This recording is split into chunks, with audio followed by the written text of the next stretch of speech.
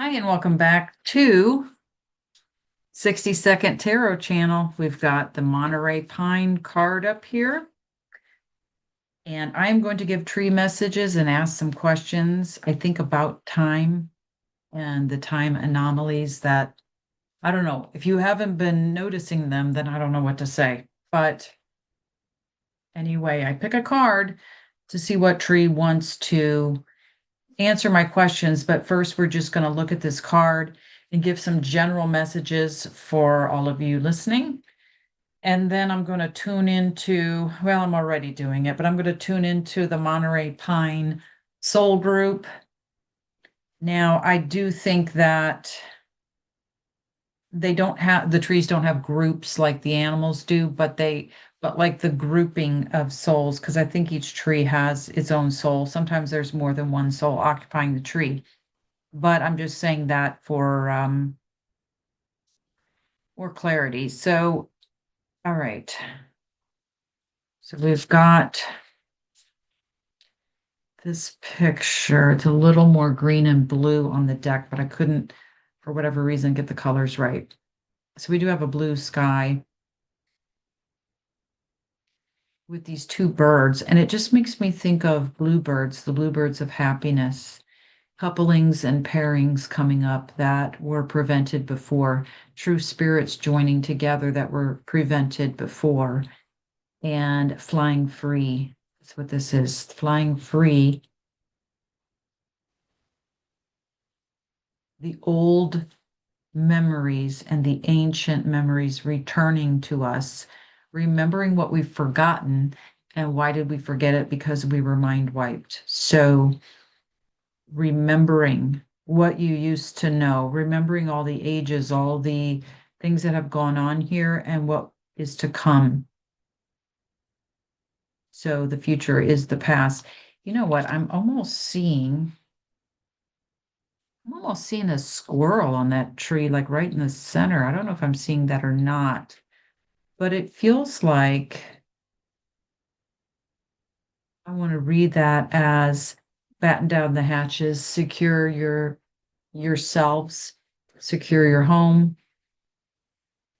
energetically, and claim the land, lock it down so that the land and all that's on it, the trees, plants, animals, everything on that plot is going to protect you, and you will protect the land in return. So it feels like a time of stepping back and putting up extra protection right now. But the future, which feels like that blue sky there, looks like in the future flying free of this place.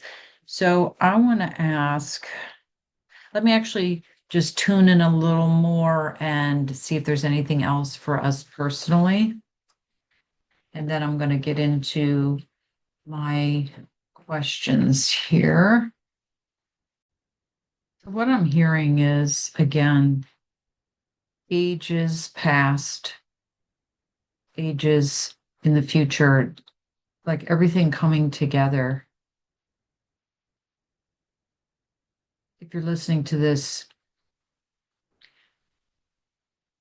you're an old soul, meaning you've been here a while or you're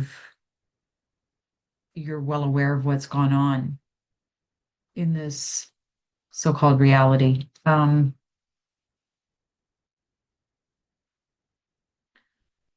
as we branch out and reach out to each other, everything comes back to us. We all have pieces to trigger the memories. Everything is returning to where it belongs. That you have help from not only the trees, but you do have guardians and help. It feels like you're alone, but you're not. Okay, so I want to get into my questions here. One of them was brought up by listening to another channel, but I've been talking about time for quite a while on my other channel. And I wanted to know, is it 2012 yet? Have they sped up time so much that we think we're in 2025? So I'm just going to ask the tree, it's kind of like a yes or no, but is it 2012? Have we already passed that year on our current calendar and position?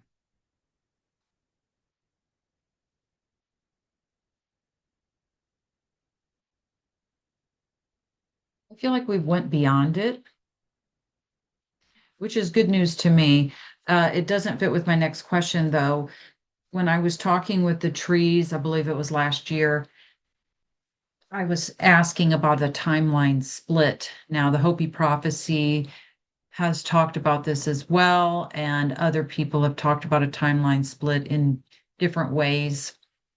To me, this is one direction going in the transhumanism timeline, which I hope you're not on that one and not relying on AI to answer your questions and open to becoming part AI. I mean, they're already trying to do that to us, but the transhumanism timeline, which the Hopi talk about, or the natural timeline. And that's just different ways of saying it. I say it in different ways than the Hopi, but okay. Is was I don't want to ask this 2012. So I think I'm going to ask, um, have we gone beyond then what was supposed to happen in 2012? Like, did we bypass it?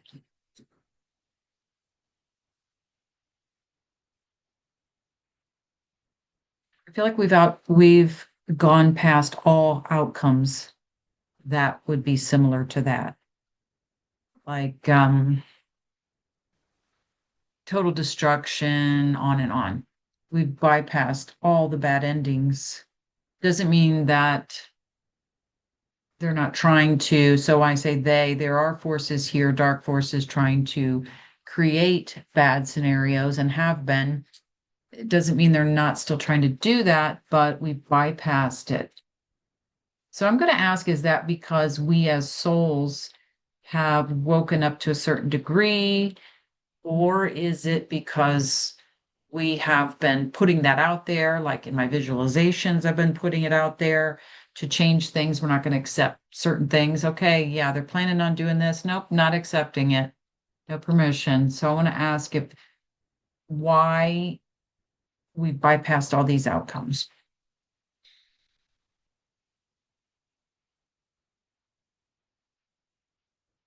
I'm hearing very clearly you've reached a point of no return. They can no longer access you. So that kind of fits with what I've gotten in the past, that maybe the timelines ran out. If you do believe this is a matrix reality, or you believe it's a whatever, a video game, whatever your beliefs are, maybe you believe it's real, maybe it's a real world with overlays over it that are transhumanism overlays or what do I want to say, AI overlays. I have gotten before that we have woke up further than we ever have through all these resets. And this time we're beyond their reach. Their timeline ran out and they weren't able to lock us down, re-upload, and reset us. So we're kind of creating our own thing. That fits with what I said. Um, so I'm trying to keep these short, so I don't know if I'll ask anything else, but we're going to leave it right there. And I'm sending lots of love. Thanks for supporting the channel. This is a new channel that I am trying to build. So please like and share, and I'll see you soon.